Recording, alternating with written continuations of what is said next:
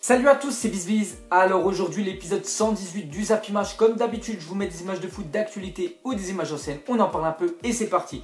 Donc la première photo, on va revenir sur le match avancé de la 23e journée de Ligue 1. Donc c'était le FC Metz qui recevait l'Olympique de Marseille avec ses nouvelles recrues. Donc regardez le score du match. Donc 1-0 pour le FC Metz qui a marqué un but avec Jouffre à la 82e. Donc j'ai pas vu le match, j'ai vu en gros le résumé. Donc Marseille aurait pu remporter ce match, mais c'est vrai qu'on peut dire que Marseille faut quand même un très mauvais point avec ce résultat là, parce qu'ils auraient pu, s'ils auraient gagné, ils auraient pu dépasser Saint-Etienne qui est 5e actuellement au classement. Donc ils n'ont pas gagné, c'est dommage pour eux. Donc on verra bien s'ils arrivent à arriver dans le top 5 cette année, mais mauvaise opération on peut dire pour Marseille. Ensuite j'étais un coup d'œil à toutes les rencontres de la journée, donc on peut voir quand même qu'il y a du lourd aujourd'hui.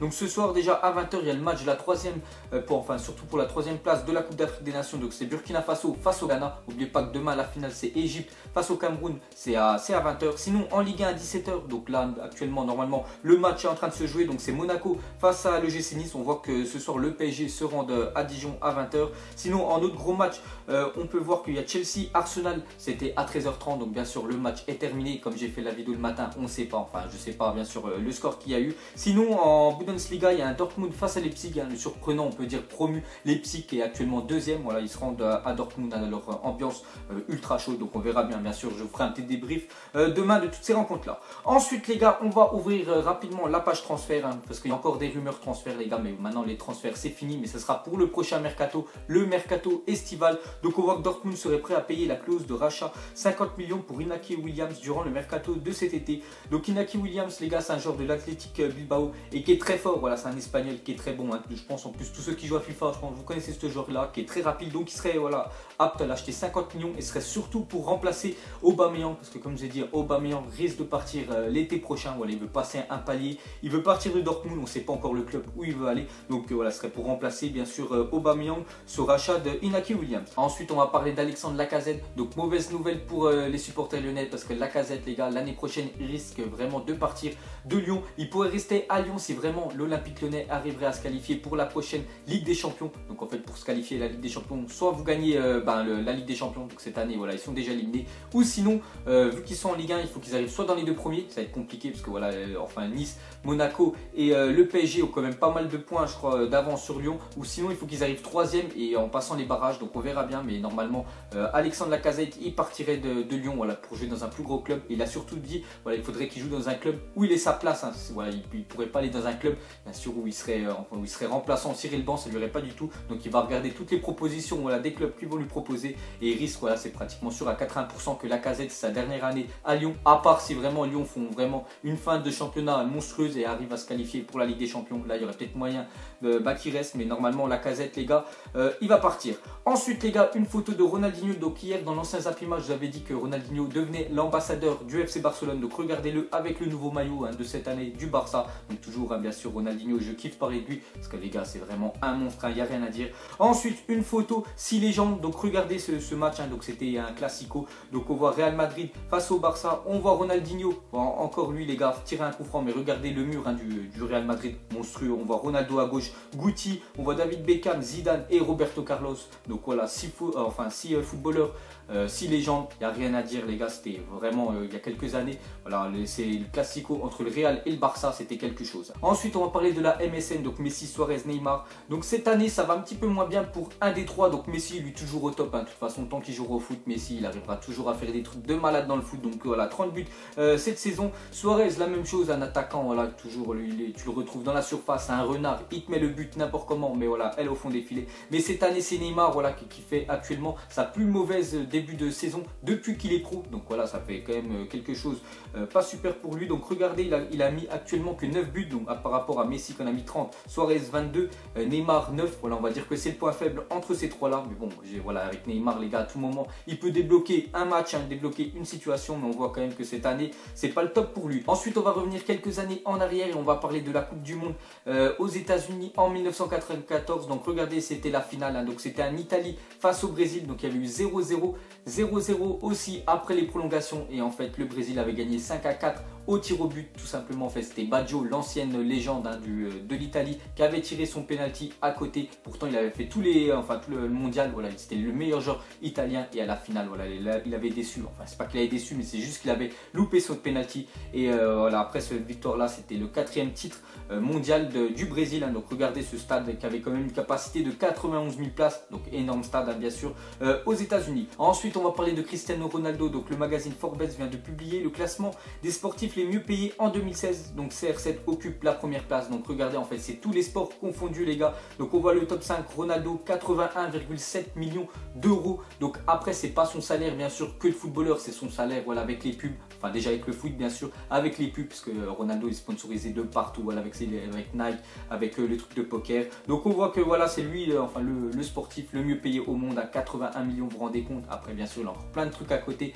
donc je pense qu'il doit toucher au moins plus du 120 millions d'euros à l'année. On voit que le deuxième, encore un footballeur, Lionel Messi, donc très bien avec 75 millions d'euros bien sûr, alors qu'au Barça je crois il touche actuellement 20 millions d'euros. Donc c'est vraiment Adidas, voilà, Pepsi, tout ça qui est vraiment les sponsors qui le payent au max.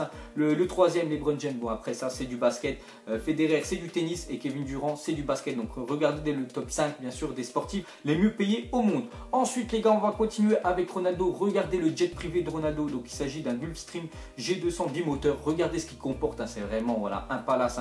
Donc il comporte une salle de bain, une cuisine, une chambre, un dressing, un téléphone, fax, écran plat, lecteur Blu-ray, un accès internet et toutes sortes de luxe. Donc valeur de l'engin quand même du jet privé, 19 millions d'euros. Donc voilà, lui c'était enfin quand il part en vacances les gars, il prend pas l'avion avec vous ou moi, non pas du tout les gars, il prend son jet privé. Bon après avec toute la thune qu'il gagne bien sûr, il peut se le permettre. Ensuite regardez ce footballeur du dimanche. Donc imaginez les gars, si vous avez oublié une fois voilà, vos protèges tibia, pas de souci. Si vous avez une paire de tongs ou votre pote, un coéquipier de votre équipe a une paire de tongs, vous les mettez bien sûr et regardez, ça fait des protèges tibia. Après l'arbitre, pas trop qu'il le voit bien sûr, mais regardez voilà, quand même, vous pouvez bien sûr jouer avec ça. Donc regardez la dégaine que ça fait. Ensuite on va parler de Lucas Hernandez, le jeune français de l'Atlético de Madrid, qui a que 20 ans. Donc il a été placé en garde à vue hier parce qu'en fait il a été bourré voilà, et il a frappé sa copine.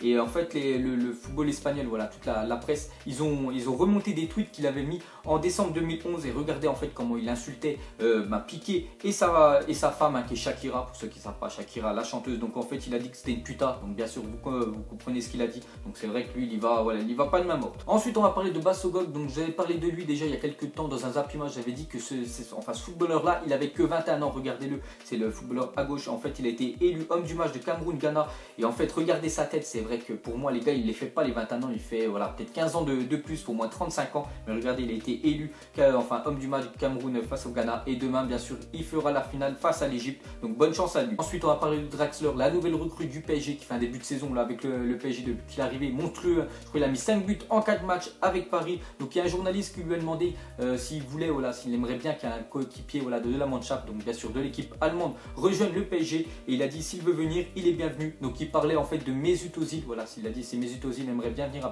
au PSG, Draxler il serait ravi, et même nous les gars, enfin même tous les supporters en Ligue 1 les gars, ce serait un kiff bien sûr de voir Özil à Paris et en Ligue 1. Bon après bien sûr les gars c'est que des rumeurs et ça m'étonnerait bien sûr que Özil vienne au PSG. Ensuite on va parler de Philipp Lahm. Donc entre septembre 2014 et octobre 2015, Philipp Lahm n'a pas commis une seule faute dans la Bundesliga, 1 an et 1 mois, c'est irréel bien sûr les gars. Pourtant c'est un défenseur droit et faire voilà, pendant 1 an, plus d'1 an, même pas faire une faute en tant que défenseur, c'est vraiment voilà, que t'es très propre. Et il faut avouer que Philipp Lahm les gars, c'est vraiment très bon. Dommage qu'il a pris sa retraite avec la sélection allemande, mais au Bayern voilà, il fait toujours ses matchs, regardez, capitaine, et le gars pendant 1 an a pas fait une faute alors que c'est un défenseur, reste pas à lui. Ensuite une déclaration de Gonzalo Higuaín. Donc il a dit les fans de la Juve ne sont pas aussi exigeants qu'au Real, ce ne sont pas dans leur culture de siffler leurs propres joueurs. Voilà, c'est surtout il a dit ça en rapport par rapport à Ronaldo qui a été sifflé par le public du Real. Bon après Ronaldo il a cherché un peu parce qu'il leur a dit fils de, bien sûr vous savez le mot d'après. Donc après il a dit qu'à la Juve, parce que Higuaín bien sûr a joué au Real et à la Juve, il a dit que voilà, quand il joue au Real même lui il se faisait siffler, et à la Juventus en fait voilà, même si tu fais de la merde dans le match, tu loupes 1 ou 2 gestes techniques, une passe, le public te siffle pas. Donc voilà, c'est une petite comparaison bien sûr, et je pense que les supporters de Madrid ils vont apprécier. Ensuite les gars on va parler de Marcus Rashford. Donc on voit que c'est le joueur le plus rapide de Manchester United. Pourtant il y a quand même des joueurs plutôt rapides, il y a Valencia, je pense le défenseur droit de United qui va plutôt vite. Il y a aussi Anthony Martial et on voit quand même c'est Marcus Rashford le plus rapide, donc avec 35,07 km à l'heure. Donc vraiment une flèche à Marcus Rashford. Et pour finir mettez-moi en commentaire donc quel club de foot joue dans ce stade. Donc je sais pas si vous voyez bien le stade. stade. Je vous mettrai la réponse dans le prochain Zap Image.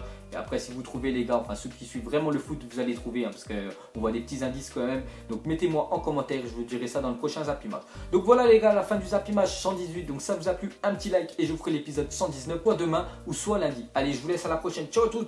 La vie est moche, donc on l'a maquillée avec des mensonges. Et que son âme est moche, plus qu'à la maquiller avec des mensonges. Je sais pas ce qui se passe dans ma tête. Parfois, je voudrais sauver la terre. Parfois, je voudrais la voir brûler. Ça va pas trop, je roule un terre. Trop de haine pour 9 mètres carrés. Tristesse, faut pas.